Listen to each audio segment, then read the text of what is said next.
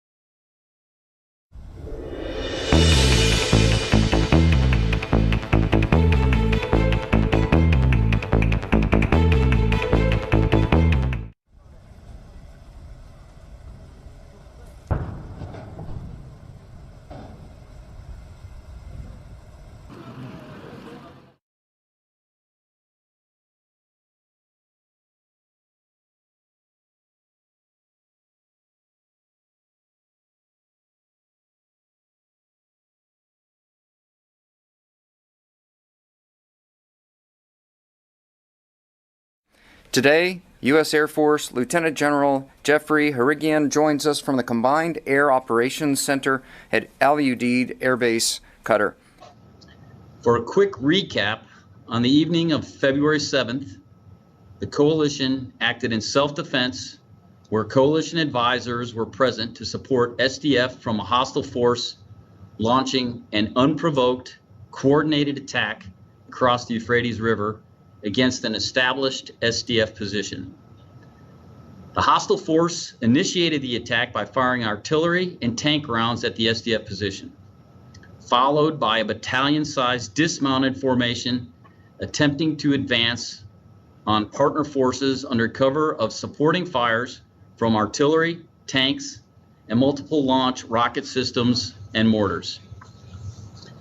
At the start of this attack, coalition aircraft, including F-22s and MQ-9s, were overhead providing protective overwatch, defensive counter-air, and ISR support, as we have done daily throughout the fight to defeat ISIS.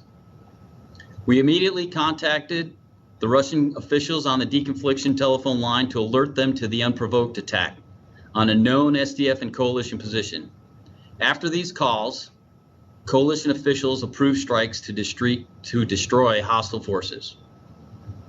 On the ground, Air Force Joint Terminal Attack Controllers embedded with the SDF called in precision strikes for more than 3 hours from aircraft and ground artillery, directing F-15Es, MQ-9s, B-52s, AC-130s, and AH-64 Apaches to release multiple precision fire munitions and conduct strafing runs against the advancing aggressor force, stopping their advance and destroying multiple artillery pieces and tanks. As the hostile forces turned west and retreated, we ceased fire. Despite the attack being unprovoked, it was not entirely unexpected. The coalition observed a slow buildup of personnel and equipment the previous week, and we reminded Russian officials of the SDF and coalition presence via the telephone deconfliction line. This was well in advance of the enemy's forces' attack. When there were conversations taking place between the coalition and Russia ahead of the strike, did you get the sense that any of the people on the ground were controlled by Russia or were indeed Russian mercenaries? And how would you characterize the conversations that took place over that time? Did you get any pushback from Russia? Did they say, go ahead, it's fine to strike? Could you just give us a little bit of insight into that, please?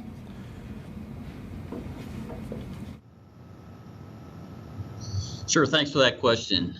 So what I would tell you is, as I indicated, the deconfliction line has remained open, and it remained open throughout the entire week prior to that strike. And the discussions on the line remain professional, and we have remained in a position where we continue to talk with them on a daily basis. As I mentioned, I don't want to speculate on who was down there. That remains something that we'll continue to take a look at and work our way through. But I think it's important to acknowledge that prior, during, and after the deconfliction line was open, was used, and as I highlighted, remained a professional way to work deconfliction in that particular area that the operation occurred. You didn't address the part of my question where I was asking you to just characterize a little bit those conversations. Did the Russians give you any resistance to you conducting these strikes?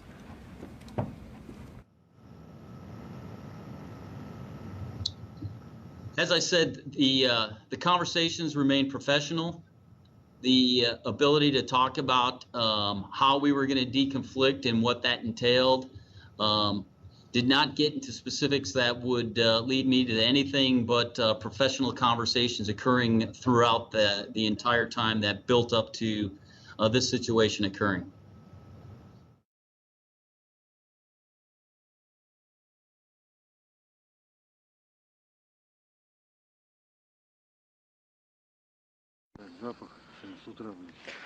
Брат, смотри, ну там 177 убиты, это только 5-я рота. Двойку практически не зацепило. Короче, 5-ку всю уничтожили.